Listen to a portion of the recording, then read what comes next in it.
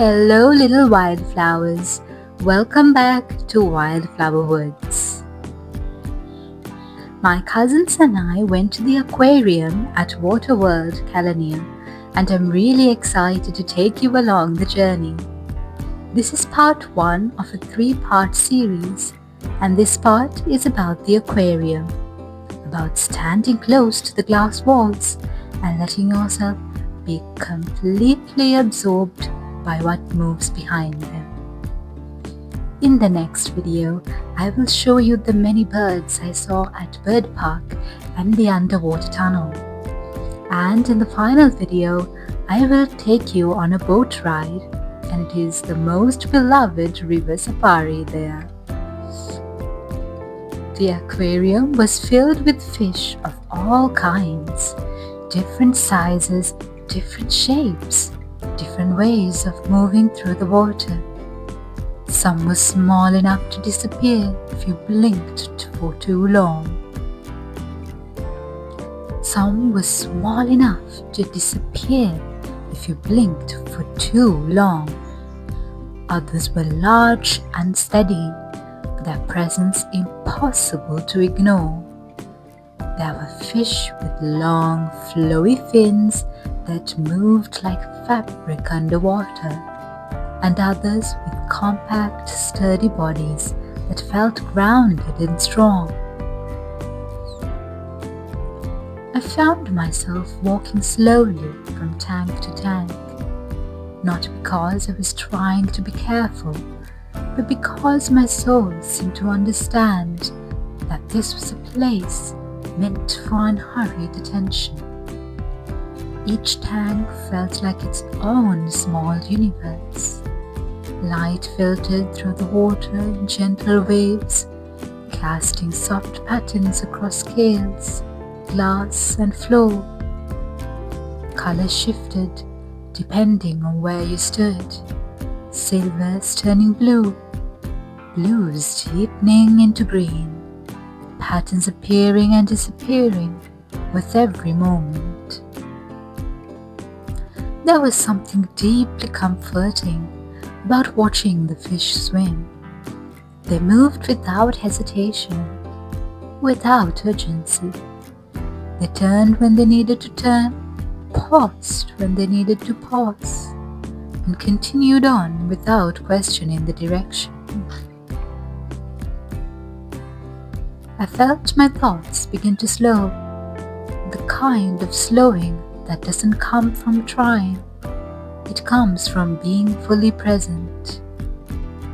Some fish swam alone, comfortable in their own space. Others moved together, waving in and out of one another, with an ease that felt practiced and natural. No collisions, no confusion, just flow. I noticed how different each fish was. Some had bold patterns, stripes, spots, sharp contrasts, while others were almost translucent, their bodies subtle and easy to miss unless you looked closely. There were fish with wide, curious eyes that seemed to observe us as much as we observed them. Fish that hovered in place, barely moving, as if suspended in thought, and fish that moved quickly, flashing color for only a moment before disappearing into darker corners of the tank. Standing there, I felt a quiet sense of wonder. Not the kind that overwhelms, but the kind that gently opens you up. A few fish in particular caught my attention. I kept returning to the same tanks, drawn by shapes and movements I couldn't explain. It wasn't about how rare they looked, or how dramatic their colors looked under the lights. It was something more subtle. The curve of a fin, The way a body caught the light and then let it go. The calm confidence of creatures that existed fully within their element. Those moments stayed with me. Even as I moved on, they followed quietly in the background of my thoughts. This is where the creative spark began. As I watched, I started imagining lines instead of glass, paper instead of water. I thought about how certain fish could be translated into illustration, not as exact copies, but as gentle impressions. How could a movement become a line? How could a shimmer become color on paper? How could the feeling of calm be captured without trying to control it? I realized that what I loved most wasn't the way the fish looked. It was the way they made me feel, soft, present. The aquarium felt like a reminder that beauty doesn't need to rush to be noticed, that life can move slowly and still be fun, that observation itself can be a form of rest. This visit stirred something quiet but meaningful inside me. It reminded me why I returned to nature again and again for inspiration, because nature doesn't demand attention, it invites it. When we returned home, the quiet stayed with me. It lingered in the back of my mind, like water still moving even after you step away from it. The shapes of fish, the way they turned and hovered, followed me into the evening without asking for attention.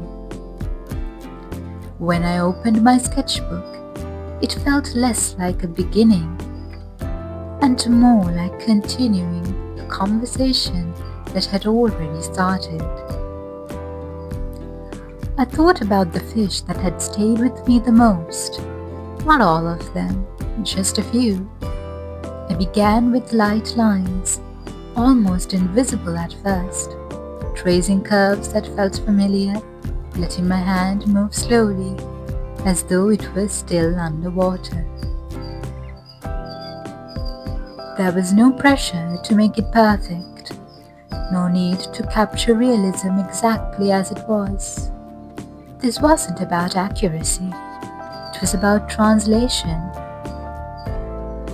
As I drew, I noticed my breathing changed. It deepened, slowed, matched the rhythm of the fish I had watched earlier that day. Each line felt intentional, but not forced. If something didn't feel right, I let it be. I trusted that the illustration would reveal itself in time. When it came time to add color, I paused again. I didn't want the colors to shout. I wanted them to whisper.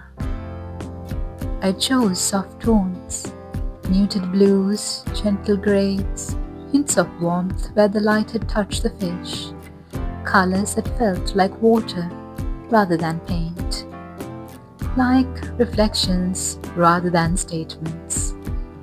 Layer by layer, the fish began to emerge, not as exact copies of what I had seen, but as impressions, memories softened by time and feeling. Some fins were suggested rather than defined. Some patterns were simplified, left open for the eye to complete. And in that openness, I felt something release. Creating this illustration felt like a form of gratitude, a quiet thank you to the moment, to the aquarium, to the water and the light and the slow movement that had offered me peace without asking for anything in return. This is why I love creating from experience, because when art is born from observation, it carries more than visual beauty. It carries presence. By the time I stepped back from the page, the illustration felt finished, not because there was nothing left to add, but because there was nothing left to say. It held the calm I had felt standing in front of the glass. It held the softness of that day. It held the reminder that inspiration doesn't have to be loud to be powerful. And perhaps the most beautiful part of all is knowing that inspiration is always waiting, in aquariums, in quiet corners, in moments where we choose to slow down and truly look. Thank you for being here, for moving slowly with me, for letting art, nature, and stillness meet.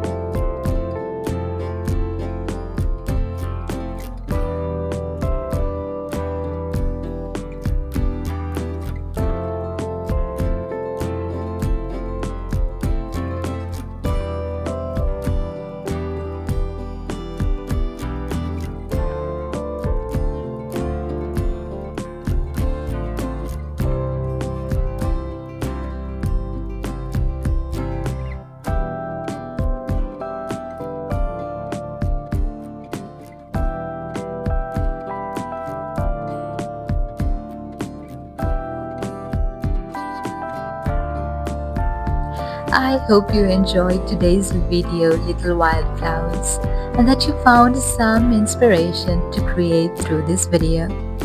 Till next time, take care, little wildflowers.